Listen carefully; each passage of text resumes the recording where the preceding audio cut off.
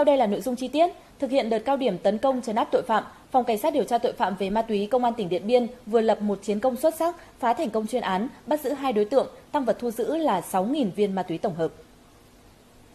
Vào khoảng 11 giờ 40 phút ngày hôm nay, tại khu vực ngã ba xã Tà Lèng, thành phố Điện Biên Phủ, Phòng Cảnh sát điều tra tội phạm về ma túy Công an tỉnh Điện Biên đã phá chuyên án, bắt quả tang 2 đối tượng là Thảo A Tánh, sinh năm 1994, trú tại bản Gia Phú A, xã Na Tông, huyện Điện Biên, và Hạng A Khứ, sinh năm 1992, trú tại bản Phù Lồng C, xã Phú Nhi, huyện Điện Biên Đông, đang có hành vi mua bán trái phép chất ma túy. Tang vật thu giữ gồm 6.000 viên ma túy tổng hợp, 2 xe máy, 2 điện thoại di động và một số giấy tờ có liên quan. Tại cơ quan công an, Thảo A Tánh và Hạng A Khứ khai nhận đã mua số ma túy trên tại khu vực biên giới, đang trên đường mang đi tiêu thụ thì bị lực lượng phòng chống ma túy Công an tỉnh Điện Biên bắt giữ. Hiện vụ việc đang được tiếp tục điều tra mở rộng.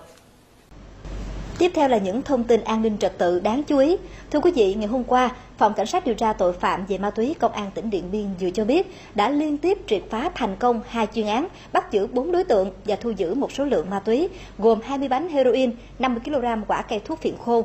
Theo đó, khoảng 20 giờ 30 phút ngày 5 tháng 4, tại khu vực phường Thanh Bình, thành phố Điện Biên Phủ, Phòng Cảnh sát điều tra tội phạm về ma túy Công an tỉnh Điện Biên đã phá chuyên án 417D, bắt quả tang 3 đối tượng đang có hành vi mua bán trái phép chất ma túy. Tang vật thu giữ gồm 20 bánh heroin có trọng lượng khoảng 7 kg,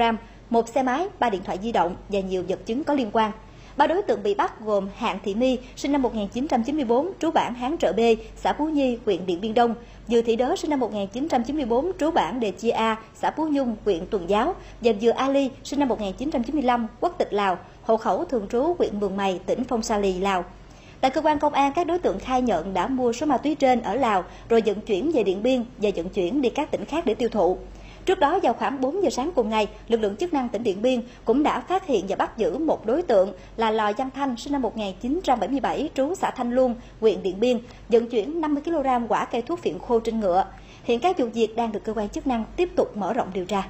Trọng điểm ma túy Điện Biên, Phòng Cảnh sát điều tra tội phạm về ma túy Công an tỉnh Điện Biên cho biết vừa liên tiếp phá thành công chuyên án, bắt giữ 3 đối tượng, thu giữ một lượng lớn ma túy gồm 20 bánh heroin.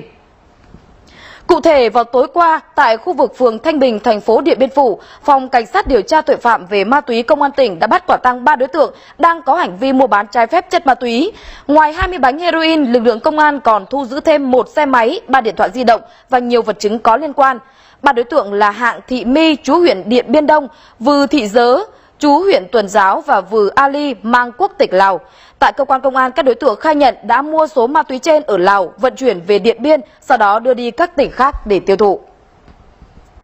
Công an tỉnh Điện Biên vừa triệt phá thành công chuyên án, bắt giữ 2 đối tượng mua bán trái phép 10 bánh heroin. Trong quá trình bị truy bắt, thì các đối tượng đã chống trả quyết liệt, buộc lực lượng công an phải nổ súng trấn áp. Sau đây là ghi nhận của phóng viên INTV tại tỉnh Điện Biên về quá trình phá thành công chuyên án này.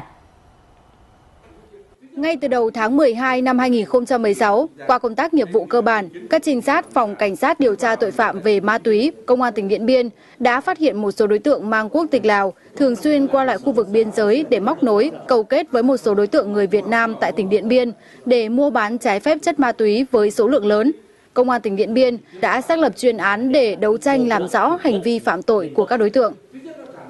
Lực lượng cảnh sát phòng chống ma túy đã tập trung các trinh sát. Thứ nhất là xuống địa bàn để nắm tình hình về các đối tượng phạm tội về ma túy, đã tập trung để mà tuần tra kiểm soát trên các tuyến và các cái đường tiểu ngạch của khu vực biên giới, của các xã biên giới để mà ngăn chặn và đấu tranh với những tội phạm ma túy. Đến ngày 19 tháng 2, qua nguồn tin của quần chúng nhân dân cùng các tài liệu chứng cứ thu thập được, ban chuyên án đã quyết định phá án tại khu vực bản Lói 1, xã Mường Lói, huyện Điện Biên.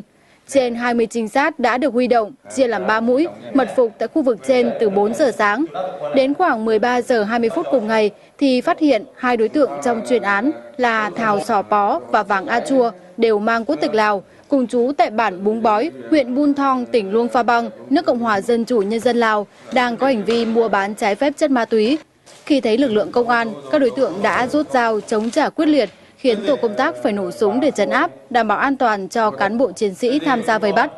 Kiểm tra chiếc ba lô của đối tượng Vàng A Chua mang theo, lực lượng công an đã phát hiện và thu giữ 10 bánh heroin, trọng lượng khoảng 3,5 kg, 2 dao nhọn cùng một số tăng vật có liên quan. Tại cơ quan công an, bước đầu các đối tượng khai đã mua số ma túy trên tại Lào, đang trên đường mang sang Điện Biên để tìm cách tiêu thụ thì bị phát hiện bắt giữ. Trong thời gian tới thì